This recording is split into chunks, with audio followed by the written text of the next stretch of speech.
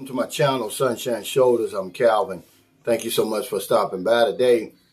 The subject of my vlog today is my Filipino wife, girlfriend, left me for a pedicab driver. But before I get started, let me welcome my viewers and subscribers. Thank you so much for your kindness, your generosity, and your support of my channel. It's truly been amazing. I'll never take that for granted.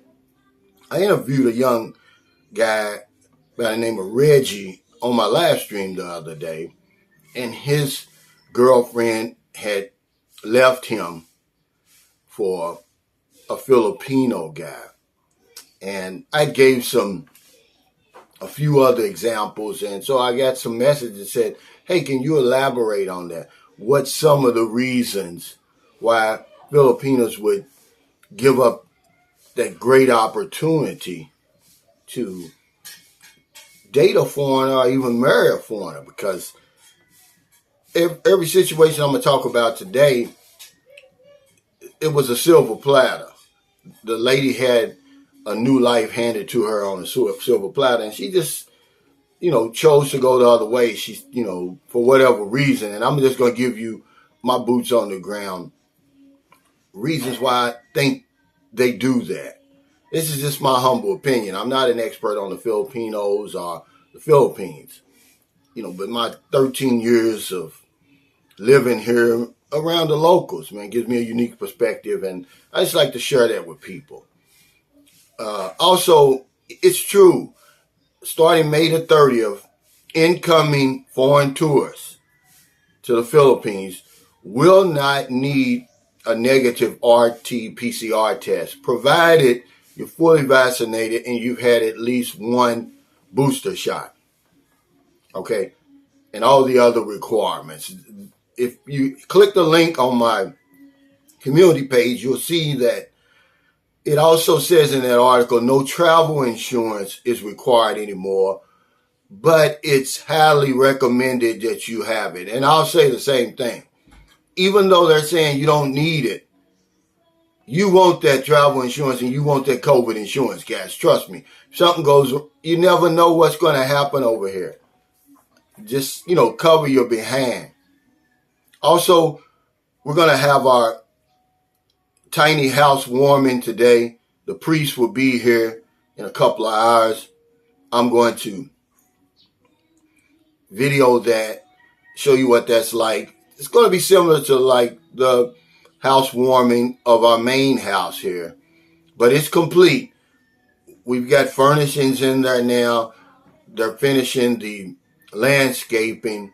And, I'm just excited about it. We still have to we've got a plaque that we're going to have put on the door because I'm naming the guest house after one of my subscribers' late wife and my mother, who both throughout their life, they tirelessly helped other people. And that's what it's really all about. But this young man, Reggie, his girlfriend, they had a long-distance relationship. He had been here a few times. They had a daughter together. You could go back and look on my live stream. There's no sense in rehashing that, but just to give you some context of where this video is going. And she ended up, he put in the K-1 visa. He was going to bring her and the daughter over, but during those long stretches of being away from him, she met a Filipino man and fell in love and left him. And, what she's basically saying is,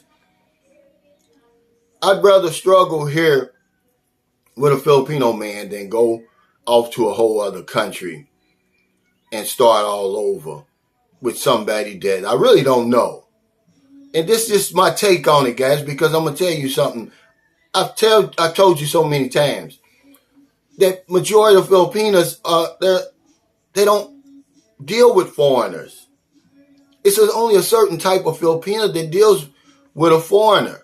And if you're fortunate enough to find one, man, consider yourself, lucky, really. But a lot of the Filipinos are like any other race. They want somebody they got something in common with. Somebody they feel comfortable with. And they're human beings. They get lonely. Okay? And some things that I've discovered that will sort of put you in jeopardy of your Filipino running off with a pedicab driver or a bicycle mechanic or the grocery store, the young man at the grocery store bagging groceries. And I'm not putting these guys down. I'm just telling you this is their occupations. I'm going to talk about some things that put you in jeopardy of that. Number one, if you're old, all right, don't think that age doesn't mean anything to Filipinos. It does. But you can go to a whole other level of being old over here. And yeah, they may ride the wave for a little while, but sooner or later, her friends are going to get to her. Just Filipinos, they've got a lot of pride. And just unless she's built a certain way up here, you being old and, being, not having all your faculties and, just looking old and everything that comes along with getting older, which I consider a blessing, that's going to put you in jeopardy of her running off with a younger Filipino rather. Because what I found out is usually they don't run off with another foreigner. They'll just go back to a Filipino man, a local man, because they're not 100% all in. And like I said, you really have to be fortunate to find a Filipino that's 100% all in. Now, you don't have to be fortunate to find a good woman over here. We don't get lucky over here. Remember, we get unlucky. But you do have to be fortunate to find a Filipino that's all the way in over here, because they're not all the way in. Some of them are just following the fad. Some of them just, want the status associated with it. Because even though you're still considered a rock star, and when she brings you around her, it elevates her in a lot of people's eyes. There's a flip side to that. A lot of Filipinos are looked down on. They're looked down as if they're sellouts, as if they sold out. Because remember, the Filipinos have a lot of pride, and most of the women over here, overwhelming majority of women over here, they want to pull themselves up by their own bootstraps. And they make the sacrifices to do it. They go overseas.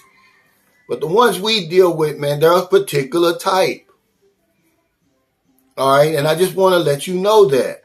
So if you're fortunate enough to have found somebody who's 100% in, then, man, you're very, very lucky.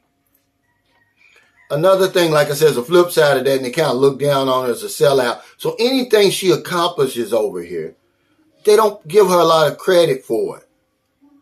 Like these houses that you see these Filipinos living in, these fancy cars and different things like that, all on their Facebook and stuff. They really don't give them the credibility that a Filipino who pulled herself up by her bootstraps would get. All right? I just want to kind of bring you in a little bit more, because they might look the same over here, guys, and they might act the same. But there's only a small percentage of Filipinos that are all in with foreigners.